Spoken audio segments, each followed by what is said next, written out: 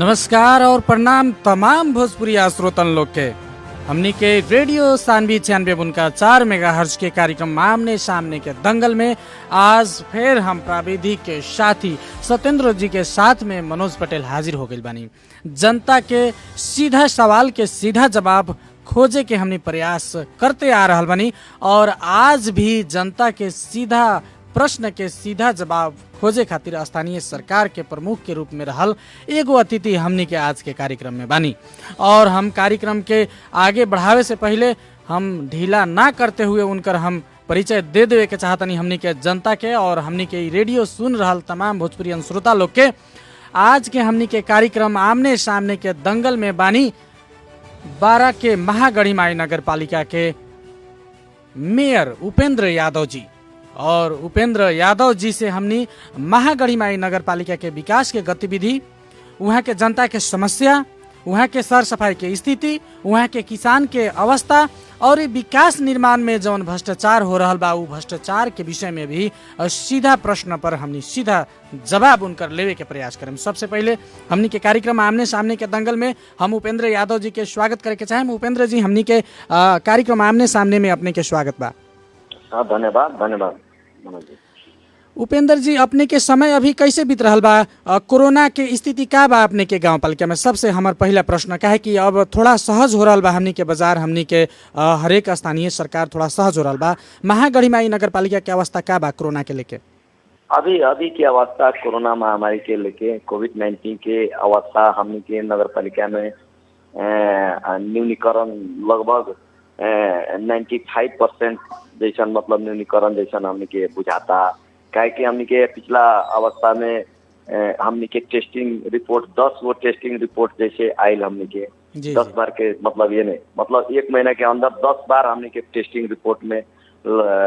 मतलब 99% negative report आयल बा हमनी के। एकरा लेके अब कोरोना संक्रमित के अवस्था घटते जाता हमनी के पालिका में वैसा किस्म के अभी कोनो किस्म के अभी नहीं है। अपने के नगर पालिका के जौन बाजार रहल बा महागढ़ीमाई नगर पालिका के बाजार बरियारपुर बाजार और खास करके अपने के बरियारपुर के नजदीके में रहल गंज भानीपुर बाजार के अभिन्न अवस्था का बा? बिजनेस व्यापार कुछ वहाँ सहज हो रहल बा? अभी बरियारपुर बाजार और जौन गंज भानीपुर बाजार बा जैसे अब अभी पूरे सहज हिसाब से बिजनेस व्यापारी लोग अपन मतलब सहज रूप से अपन अथी कर रहा बा लोग, मतलब बाजार खुल रहा बा लोग और मतलब वो हिसाब से व्यापारी लोग और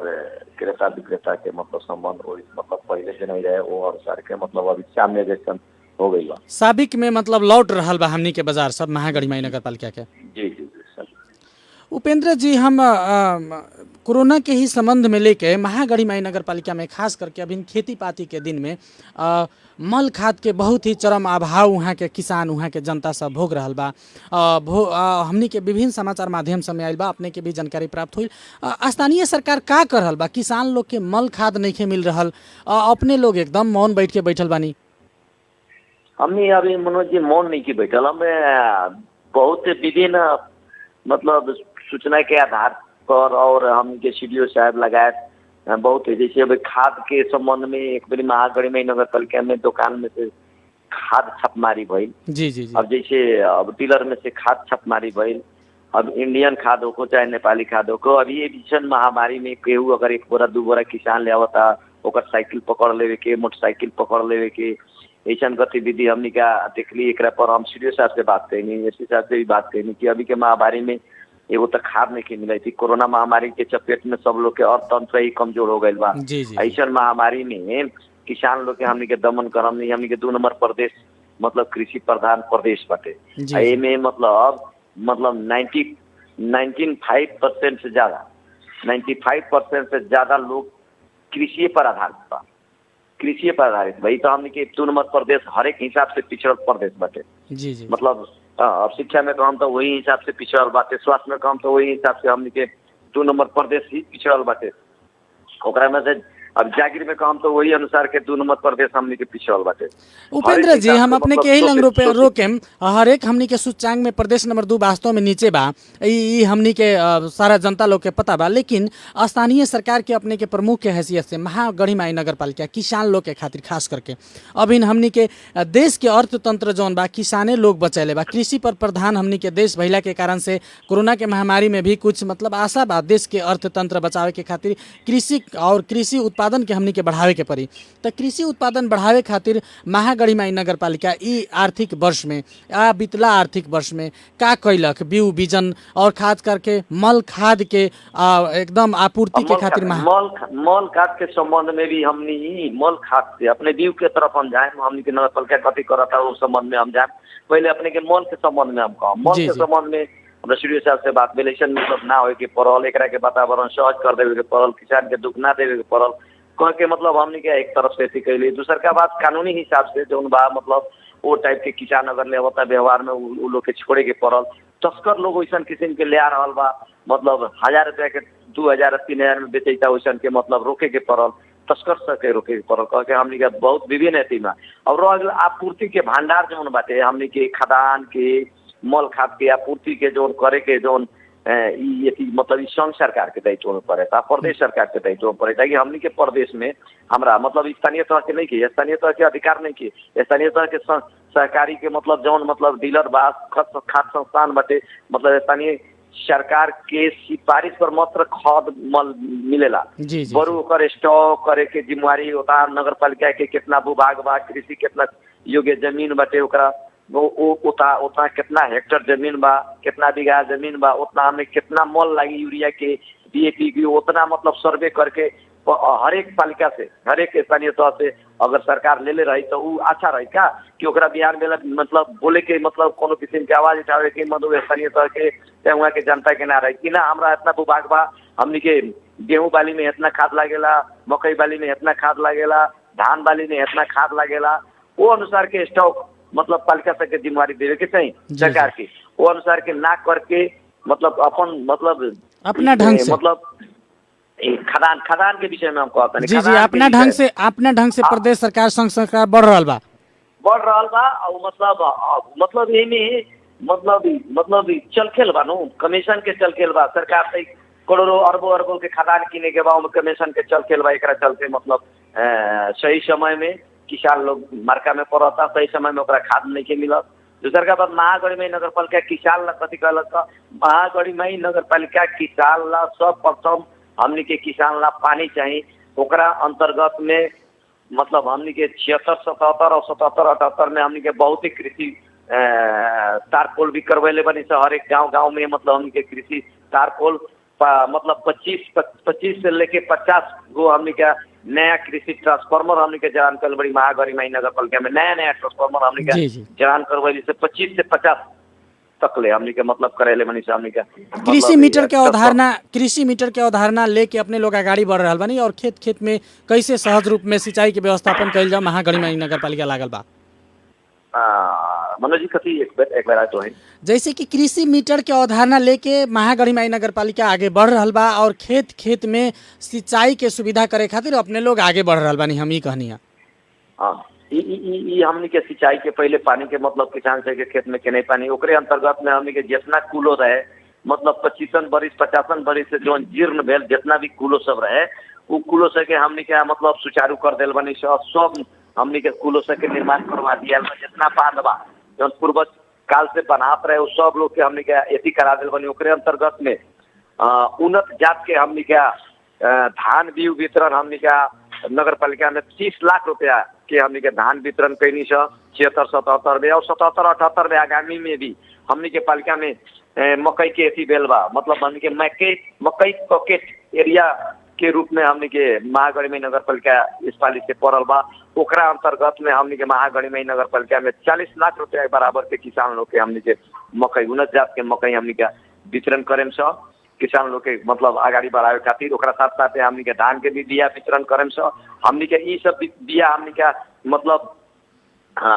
75% माने हमनी का अनुदान में दिले से अनुदान में हमने 75% तक ले अनुदान में दिले। सिंचाई के लेके हमने के कृषि समूह लोग के मतलब आगाड़ी बढ़ावे खातिर हमने के हर एक साल हमने के नगर पालिका पंपिंग सेट, बोरिंग और मोटर मतलब हमने के किसान के हमने के अथी करिले सब वितरण करिले सब। ओकरा साथे साथे हमने के मतलब टैंकी सब औषधि छिड़काव करे वाला टैंकी सब भी वितरण हमने के करिले सब हमने के नगर पालिका के तरफ से कृषि। उपेंद्र जी, अब जैसे कि अभी हमनी के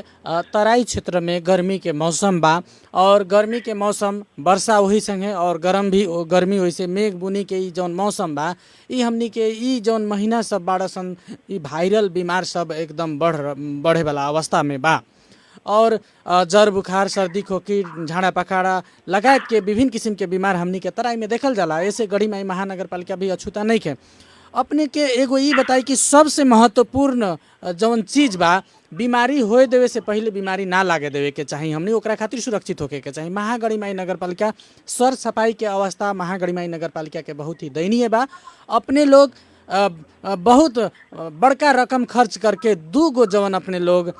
डिलक्स कह के एसी सहित के जौन शौचालय अपने लोग बनैले बनी, शौचालय में ताला मारल बा और बाहर लोग वहाँ फोहर मैला करके एकदम अस्त व्यस्त कर देले बा बाजार के। तो ए में अपने लोग के ध्यान कैसन बा? खुलावे के विषय में का पहल हो रहा बा? एमे मनोज जी वो बंद नहीं थे। अब रह गल कथी कि हमने के उ शौचालय जोन डिलक्स शौचालय 2 गो बनौली हमने के मेन तो मतलब बाहरी पर्यटकीय लोग आए लोग बने सब मतलब महागढ़ी में नगर पालिका भीतर एगो हमने के धार्मिक स्थल बा। अब बाहरी लोग अगर आवता लोग तो वैसन किस्म के व्यवस्थित शौचालय वहाँ ना रहे, ओकरा अंतर्गत में हमने के बनैनी कि हमने के सबसे पहल का मतलब प्रतिष्ठा से जुड़ल शौचालय है, ओकरा ला व्यवस्थित शौचालय बनावे खातिर हमने के बनैनी छ। अब रह ई कोरोना महामारी के लेके गढ़ी में मंदिर बंद भेला के चलते उ शौचालय मतलब अभी के हिसाब से मतलब वहाँ बंद नहीं के ताला नहीं के मारा। जी हम मतलब उपेंद्र जी हम अपने के रोके बाजार में हमनी संचार कर्मी सब हमनी घूम के आइल बानी अपने के बाजार में एगो शौचालय बा, एगो महागढ़ी माई नगर पालिका के मंदिर के नीचे। हम 1 मिनट जी बाजार में भी जाता नहीं हम गढ़ी में ही से बाजार में जाता नहीं। गढ़ी में के ईशान अवस्था खुलते रहता वो चलते रहला जौन हिसाब से बात जौन ओकरा के हमनी के गढ़ी में विकास समिति के इस चुनाव से पहले गढ़ी में विकास समिति चुनाव से पहले उनका के हस्तांतरण कैनी और वे शब्द में कहनी कि ई अपने से एकरा के साफ सफाई रखे के पड़ी, अपने के रेख देख में रखे के पड़ी, साफ सफाई रखे के पड़ी। ई सुलभ शौचालय है, एमे मतलब कोनो किस्म के ज्यादा टैक्स ना लेके एमे 5 रुपया 10 रुपया लेके मतलब ओकर कम से कम साफ सफाई होके वही अनुसार के शुल्क रखे के ओकरा अनुसार के उ लोग कार्बोनाइन नहीं करे सकल लोग हमरा से हस्तांतरण कैनी। हम उतना हस्तांतरण कैनी मीडिया के सामने हस्तांतरण कैनी मैंने उनकर अथी नहीं के एकरा लेके अब मेन महागढ़ी में नगर पालिका अब ओकरा पर ध्यान दी, ओकरा के अब अपना नगर पालिका अपना हिसाब से ओकरा के चलाई। बाजार के बात करिए तो बाजार के समुदाय के सब लोग के मांग रहे, पूरे व्यापारी लोग के मांग रहे कि हमनी के बाजार में एको शौचालय नहीं के गढ़ी में ही जैसा शौचालय हमनी के मतलब बाजार में भी बने के चाहिए गढ़ी में ही शौचालय जैसे बने के चाहिए कह के मतलब हमनी के बाजार वाला लोग के व्यापारी लोग के मांग रहे जी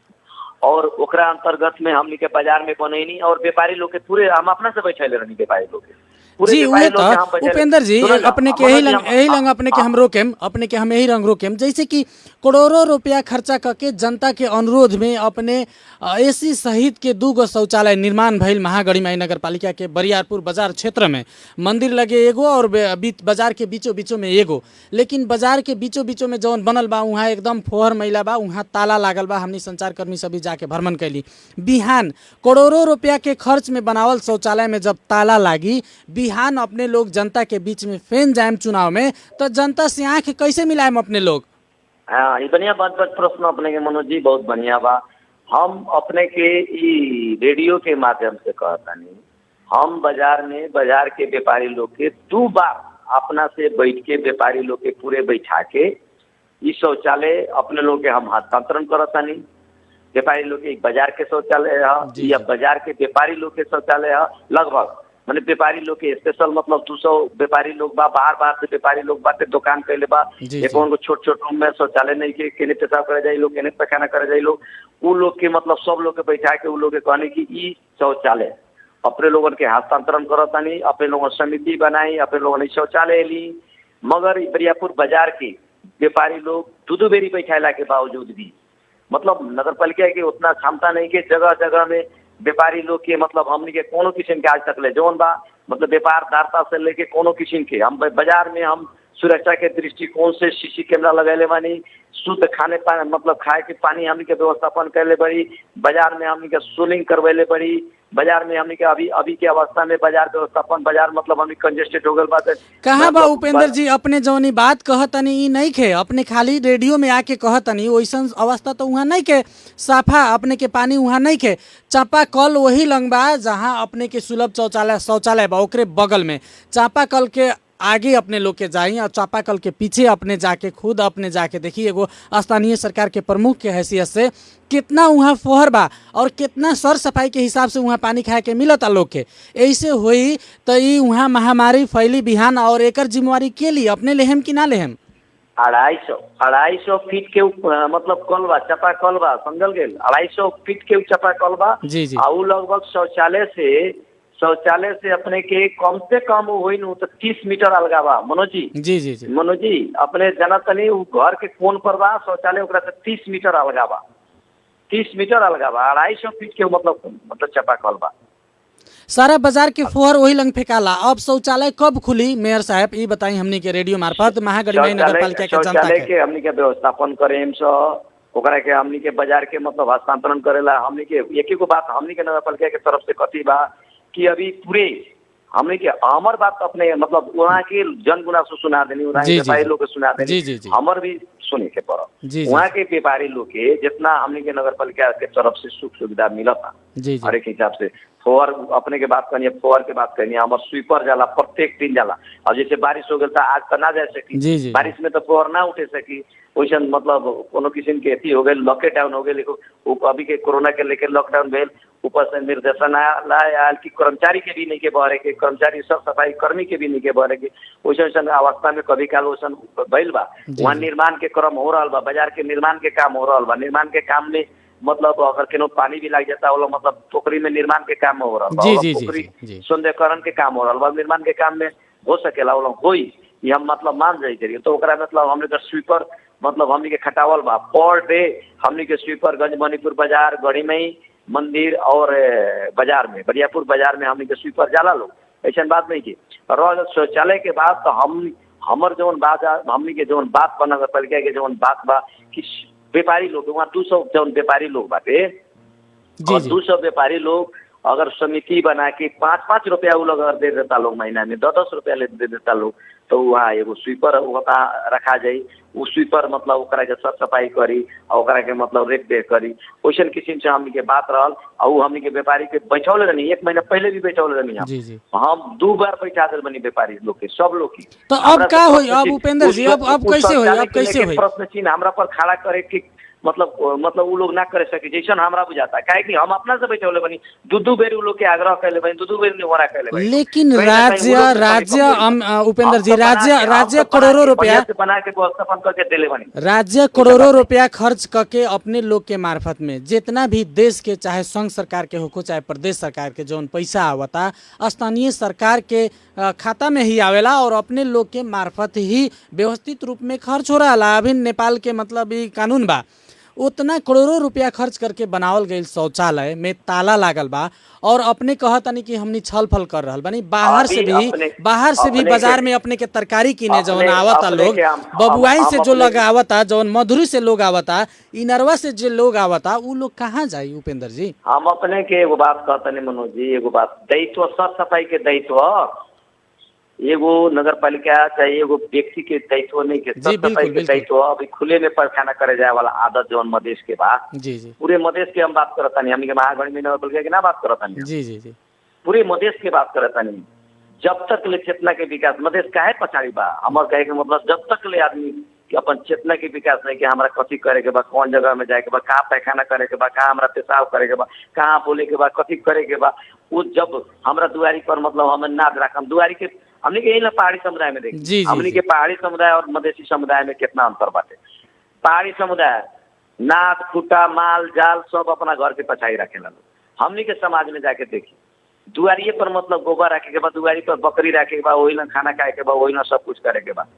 और घर के अगाडि जाके हक देवे के बा, टकाले हट जाए के बा, जाके बा हक देवे के बा। ऐसा किसिम के मतलब विकृति बा, जबले चेतना के विकास ना हो लोग के हमनी के माने हमनी के टीवी ने हिसाब से मतलब समझी नहीं सर सफाई के मार्फत से हमनी के 50 बेरी मतलब जनचेतना कार्यक्रम हमनी के कहीं से जी एकदम बिल्कुल रूप में उपेंद्र जी ई बात एकदम सही बा। अपने ई कमेंटमेंट करी कि कब खुली, हम पूछे के चाहता नहीं अपने से हम पूछे के चाहता नहीं कि वहाँ उद्योग वाणिज्य संघ बा। सुनी मनोज जी, एक मतलब हम ओकर मतलब दोषी नहीं की ना, हम अपने के उपेंद्र जी हम अपने के दोस्त नहीं के लगावत। उपेंद्र जी अपने के हमें ही लंग रोके, हम अपने के बुझावे के काम हमने के मतलब एथी करे के काम जी बिल्कुल। लोग एकरा के बात ना माने तो हमने के जबरदस्ती पकड़ के हम अपने के ना एथी करम से। जी बिल्कुल, अपने एकदम सही बात करनी है। कहीं ना कहीं अपने के जो जे कहले होई राजनीतिक पूर्वाग्रही से बात कर रहल बालो हमर कहे के मतलब। जी बिल्कुल, हम ही कहे के चाहता नहीं उपेंद्र जी वहाँ के शौचालय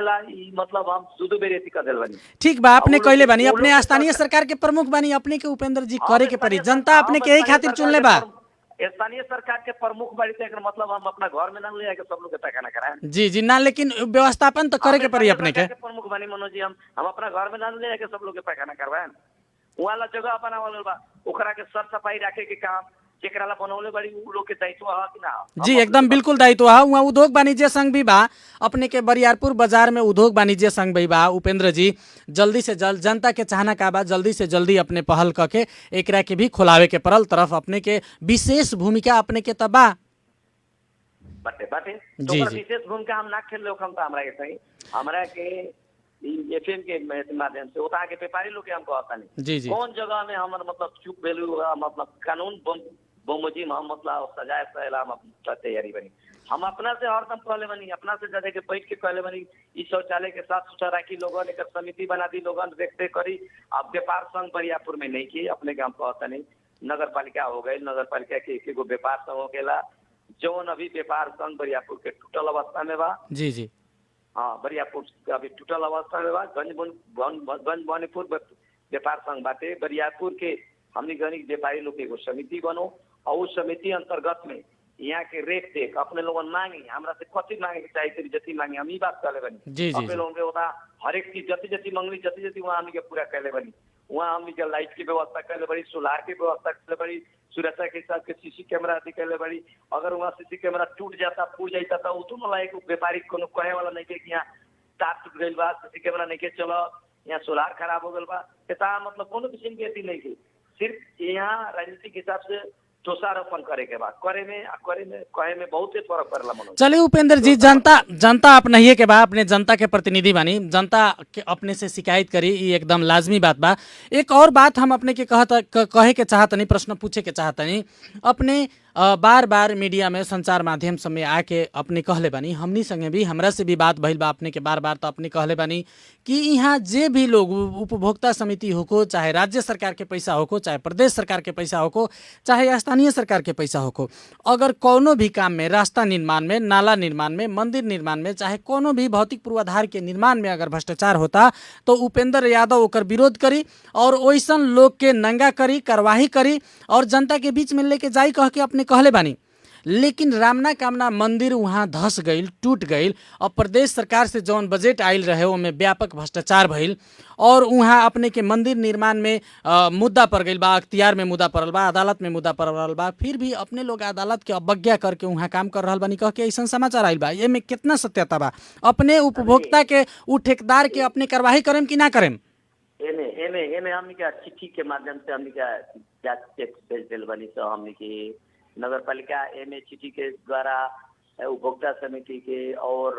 इंजीनियर जी जी सब लोग के उपस्थित करौले रहे। जी जी जी एमे कथी बा यहाँ हमनी के वहाँ अनुगमन भइल, सब लोग के बनल, सब लोग जाके कर्मचारी लोग भी देखलक, लोग सब लोग देखलक। जी जी अब वो लाइन कथी रामना काना माई के जौन प्रांगण बा वो लगभग 4 फीट हाइट में बा। जी जी मनोज जी जी जी जी पहले मतलब वहाँ 4 फीट हाइट में बा। 4 फीट हाइट में भेला के चलते और विवादित जौन कहनी है सही बात बा, विवादित से रामना काना माई के परखाल रहे। जी जी मुदा अदालत में पड़ल रहे, मुदा अदालत में चलत रहे। जी जी और ओकरा हिसाब से खेत वाला व्यक्ति बा साइड के वो माटी नीचा के माटी जी। जब देवाल उठाता तो नीचा के माटी केहू अगर निकाल देता, माटी अगर निकाल देता तो स्वाभाविक बा अगर कोई तला के घर हुई नीचा से माटी खाली हटा दिया है तो वो घर मतलब अबर हो जाए। उहे हम कहतनी जौन जौन पक्षों में दोषी बा उपेंद्र जी, जौन जौन पक्षों में दोषी बा, चाहे खेत वाला होको, चाहे निर्माण करे वाला लोग होको, चाहे नगर पालिका होको, चाहे उपभोक्ता कमेटी होको, जौन पक्ष अगर ओकर दोषी बा उ दोषी के अपने लोग कार्यवाही के प्रक्रिया में ले जाम कि ना ले जाम? ले जाम ओकरा लेके बात कर रहा भाई। अभी वो चीज अदालत में बाटे, हम वो बात कहतनी जी जी जी। ओकरा लेके हम अपने के बात हम आगाड़ी बढ़ावतनी, ओकरा विषय लेके बात हमनी का अनुगमन कैनी सब कुछ कैनी। एक साइड के देवाल काहे गिरल था, बरसात के मौसम से पहले ठीक रहे, बरसात आयल सब पानी नीचा के माटी जब हटा दिया, यही दीवार के नीचा के कोरिया के खेत वाला हटा देवे, सटा के नीचा से हटा देवे, कोण कर लेवे तो दीवार टिकी ना बरू। वो चलते हमने के इंजीनियर ओवरसियर वैसन किस्म के हमने के रिपोर्टिंग कैलक, वो आधार पर हमने के उठा गए रह गल कथी की अब एकरा लेके अदालत में मुद्दा पड़ल, या मतलब हमने के जिला में मुद्दा मतलब जो खेत वाला रहे वो हमने के नगर पालिका के मुद्दा खेत वाला से रहे, वो मतलब मुद्दा खेत वाला हार गई कि निर्माण जो काम हो रहा बा मतलब सही जगह में हो रहा बा कह के वैसन किस्म के जिला में मतलब साबित कर देल। ई मुद्दा फिर खेत वाला हमने के शायद जनकपुर इजलास में गइल बा लोग और वहाँ से भी एथी कर रहा बा, तो मुद्दा आगाड़ी चल रहा बा। अब एक बात में ई मुद्दा के नहीं हुई, फैसला के नहीं हुई, ओकरा बाद में एकरा विषय में मनोज जी कहल जाई मतलब दोषी के बा। अभी तो मतलब ओकरा के मुद्दा में फिर आगाड़ी बढ़ गए। जी जी उपेंद्र जी, हमनी कार्यक्रम के अंत जिला के अनुसार दोषी खेत वाला रहे, हम अपने के मनोज जी कहता नहीं काहे कि जिला के अदालत ही यदि कहला कि जगह सही जगह में निर्माण हो रहा बा। जी बिल्कुल, चलिए अपने के जे भी पक्ष बा ओकरा के सही ढंग से अपने विकास निर्माण के काम आगे बढ़ाई। हमनी के तरफ से अपने के शुभकामना बा, अपने जनता के प्रतिनिधि बानी। आज के हमनी के आमने सामने के छलफल में हमनी के खातिर सहभागी हो देनी हमनी और महागढ़ीमाई नगर पालिका के जनता के जौन शिकायत बा इस शिकायत के जवाब भी अपने देनी है। अपने के जनता बा, जनता खातिर अपने करी, जनता खातिर अपने मरी और बिहान फेन जनता के बीच में जाई, ई हमनी के शुभकामना बा। आज के कार्यक्रम में हमनी के सहभागी होनी एकरा खातिर बहुत बहुत अपने के धन्यवाद बा उपेंद्र जी। धन्यवाद मनोज जी। और खास करके हमनी के तमाम भोजपुरियन श्रोता लोग जौन हमनी के आमने सामने के आज के दंगल में हमनी के साथ में रहनी है, तमाम हमनी के श्रोता लोग के हम बहुत बहुत धन्यवाद देवे के चाहतनी। आज के हमनी के छलफल में सहभागी भैनी है महागढ़ीमाई नगर पालिका बारा जिला के महागढ़ीमाई नगर पालिका के मेयर उपेंद्र यादव जी, और उपेंद्र यादव जी के छलफल सुने खातिर और अभी हमनी के आधा घंटा साथ में रहे खातिर अपने लोग के बहुत बहुत धन्यवाद हम देत। प्रविधि के मित्र सत्येंद्र जी के भी धन्यवाद देत। आज के कार्यक्रम आमने सामने के दंगल से हम मनोज पटेल विदा चाहतनी। बिहान सवेरे फिर हमनी के यह समय में भेंट हुई। नमस्कार। सारा गुंजाउने यो रेडी।